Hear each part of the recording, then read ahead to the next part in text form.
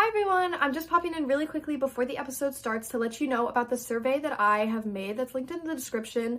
It's only a couple questions, it's super short and very opinionated, so it's super simple, but it would help me a lot with my project.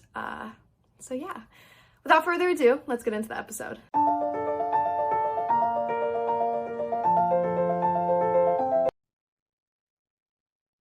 Good afternoon. I'm Katherine Sutton, and welcome to DNA in Under 10, an opportunity to ask national voices in bioethics and law questions about all things DNA and where they're going in under 10 questions. Today, I am joined with the esteemed Dr. Amy McGuire. Dr. McGuire is the Leon Jaworski Professor of Biomedical Ethics and the Director of the Center for Medical Ethics and Health Policy at Baylor College. Dr. McGuire has taught a variety of courses and given presentations about her work nationally and internationally. She has authored and co-authored more than 172 journal articles regarding major biomedical and bioethical topics. She has awards for educational leadership, teaching, and evaluation, and she is a member of the BCM's Academy of Distinguished Educators. Dr. McGuire, thank you so much for joining me today. Sure. So if you're ready, I'll just get into that first question. For the last number of years, the ability to track your genetic ancestry, determine a predisposed illness, and even the work being done to change your genetics has exploded in society. I guess my opening question is, at the end of the day, who owns your genes? Who really owns the information that we seem so readily willing to just kind of give up? So that's a really interesting question. And depending on sort of your discipline, it has different answers. So from a purely legal perspective, your DNA doesn't really belong to you. And when it's taken out of you, it belongs to sort of like, so for instance, if you donate your DNA to research, there's been some legal debates about who retains the ownership interest in that material or those biospecimens that you might give for research purposes. And the answer is typically the institution that you donated those materials to. But I think from most sort of lay people's perspective, they think of themselves as being the owners of their biological materials that are inside their bodies, right? And so we hear language about ownership being used in like direct to consumer genetic testing companies where they'll say, you as the customer own your DNA, we're going to respect that sort of thing. Although legally that's not necessarily the true answer. Many states are currently trying to legislate genetic information use. Can you speak to how the current examples of legislation and how it might affect the use of genetic data? Sure. So there's been a couple different types of legislation that have been passed at the state level. There are a lot of states recently that have passed sort of broad genetic privacy laws. And many of these are actually targeted to direct-to-consumer genetic testing companies or genetic genealogy companies. And they're intended to kind of protect consumers of who are using those services or those using those companies. But they can be overly broad and they can actually like restrict some practices that they may not intend to restrict. And one example of that is the practice of investigative genetic genealogy. So there's been this new practice that's emerged where law enforcement can actually use genetic genealogy databases in order to help them solve crimes. So they may have DNA from a crime scene, right? And they don't know who it belongs to, but they think it belongs to the perpetrator. And historically, what they've done in that case is they'll take that DNA and they'll upload it to the National Forensic Database, which is called CODIS. But the only people who populate that database are people who have been convicted of crimes or in some states who have been accused of crimes. And the types of DNA that's stored in CODIS is STR data, which is just a small amount of DNA. It's considered the junk DNA, and it's much more difficult to link it to, you can link it to an individual, like you can tell if my DNA is in there, but if my family member's DNA is in there, it may not show. So with these genetic genealogy companies like Family Tree DNA or GEDmatch, they have your entire SNP profile, which is a much larger amount of DNA, and it's stored in those databases. And law enforcement can upload their crime scene DNA, and they can say to the company, tell me who my relatives are in this database, right? And they'll opt into that. And they will say you're second cousins with Joe Schmo, right? Yeah. John Smith, who's in this database. But so the perpetrator is that person's second cousin. Then they'll go and do genetic genealogy and they'll trace the family tree and they'll try to figure out who the perpetrator is or the suspect in the crime is. So that's called investigative genetic genealogy. And some of the state laws that have been regulating genetic privacy inadvertently kind of regulate the practice of genetic, or I think it's inadvertent. They might be intentional, but they haven't intentionally said it, but they come out and they regulate investigative genetic genealogy. There's other states that have purposefully and very intentionally started to regulate investigative genetic genealogy in ways that they put parameters around the ability to use it in that state, or they may, no state has come out and said you cannot do it in this state, but there has been discussion about that.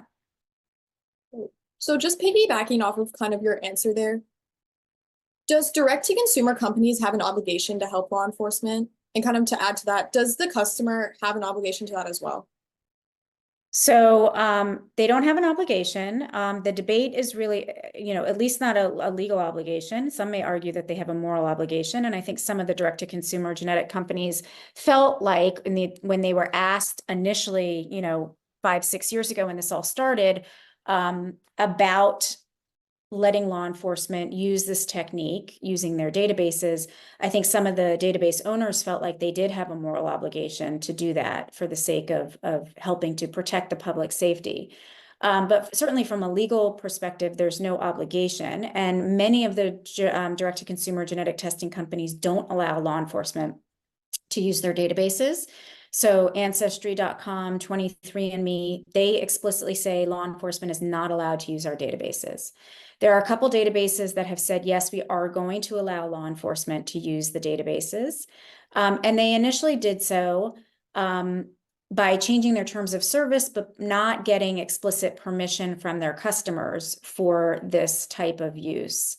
And there was a lot of public backlash for that. So there has been a lot of debate about how much permission or consent do you need to get from customers in order for their data to be included in these searches, and what type of consent. So one of the companies uses an opt-in consent, which means that when everybody's opted out of this, and unless you explicitly say that you want your data to be included in these searches, it's not. And the other company uses an opt-out approach, which means everybody's opted in, and unless you go in and say, I don't want my data to be used, it is. You can imagine that whatever policy you use with regard to the type of consent you have is going to impact the size of the database and how easy or hard it is to actually conduct investigative genetic genealogy using the data that's available. And I know you talked about states' legislation. Can you speak to the current examples of legislation and how it might affect the use of genetic data? Yeah, so like I said, I mean, there's general state genetic privacy laws that are very broad that might impact because they say things like you have to have explicit consent before sharing, information related to somebody's genetic information. So that might indicate that you have to have consent to share like family match names with customers who do familial searching. And then there are the specific ones, and the two that are worth looking at are both Maryland and Utah that have been specific to investigative genetic genealogy, and they do a variety of different things requiring judicial oversight of new cases, putting limitations on how the practice is utilized. There's a lot of different things that they talk about. They talk about things like, having a system of accreditation or licensure for genetic genealogists that are doing this practice, getting genetic counselors involved in consenting individuals around this or developing consents. They talk about the ability to collect samples from third parties that are part of the investigation, and lots of things like that. And when it comes to genetics and discovery, what are the most notable issues to you on the genetic research front, and how does society and law keep up with all of it? Sorry, ask that one more time. When it comes to genetics and discovery, what are the most notable issues on the genetic research front, and how does society and law keep up with all of it? So, I mean, with regard to like genetic research and things like that, I think one of the biggest issues has been around privacy and anti-discrimination, Mhm. right? So there's a lot of concern about the misuse of genetic information and ways in which so-called bad actors or individuals are going to misuse information that is considered private and sensitive, and can tell you a lot about somebody. And so, it's interesting because I think the concern about that has outpaced the actual examples or documented examples of people having their genetic information misused in those ways and then being discriminated against. But it's led to laws like the Genetic Information Non-Discrimination Act, which is a federal law that was passed in 2008 that prevents employers and health insurers from using genetic information for discriminatory decision-making or purposes. And that law was really intended to try to address public concerns about it, not to address actual cases that were coming out of people being discriminated against. And so, we've done some work looking at how effective that law, which is called GINA, has been at addressing people's concerns. And interestingly, it's a mixed result, right? So we did a survey several years ago, after about this was now about 10 years ago. So it was after GINA had been in effect for a little while, and most people didn't know about it. And then when you told them about it, about a third of the people in our survey said, "Oh, that makes me feel better. I'm less worried about my genetic privacy." About a third of the people said, "That doesn't really change how I feel about this." And about a third of the people said, "Oh, wow, now I'm kind of more worried about it because I realize that the legislation isn't totally comprehensive. It doesn't apply to all potential actors. It doesn't apply to like life insurers or long-term care insurers or disability insurers." And so people had more heightened anxiety about their genetic privacy. So for this last question, I've asked each of the experts that I've interviewed so far, and I'm going to ask this as if I'm someone who has given my DNA innocently to a commercial ancestry company.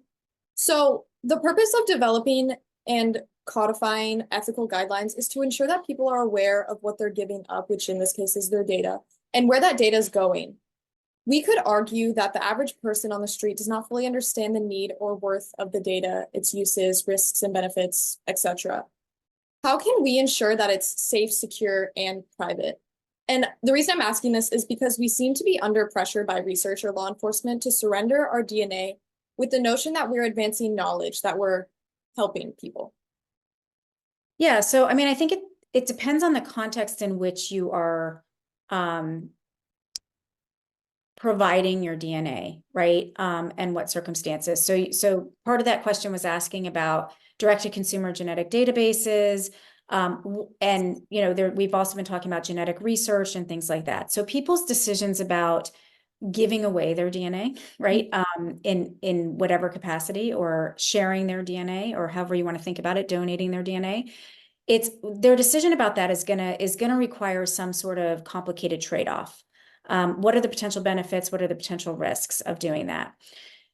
For research purposes, the benefits are typically, I'm going to help society. I'm going to help future patients like me down the road. I'm going to help the scientific. They're altruistic benefits, right?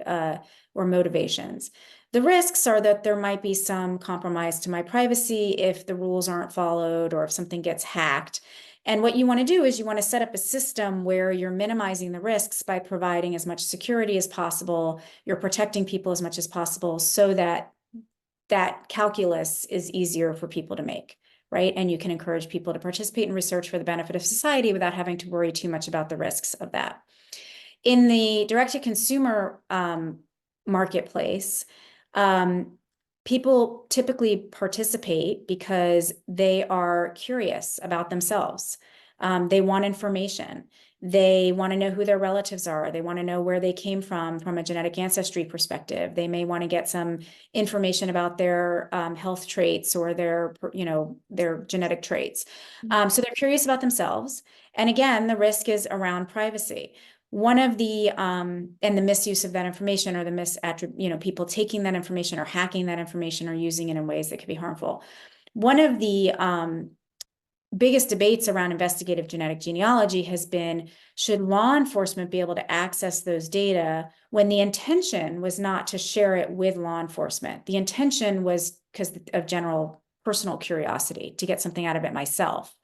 And yet there is a potential huge societal benefit of law enforcement accessing that information in terms of keeping dangerous, serial killers off the streets, and, and rapists, and, and also a justice perspective of, even if they're not actively committing crimes, bringing people to justice who have committed heinous crimes in the past, and creating closure for families that have spent decades, with open cases and things like that.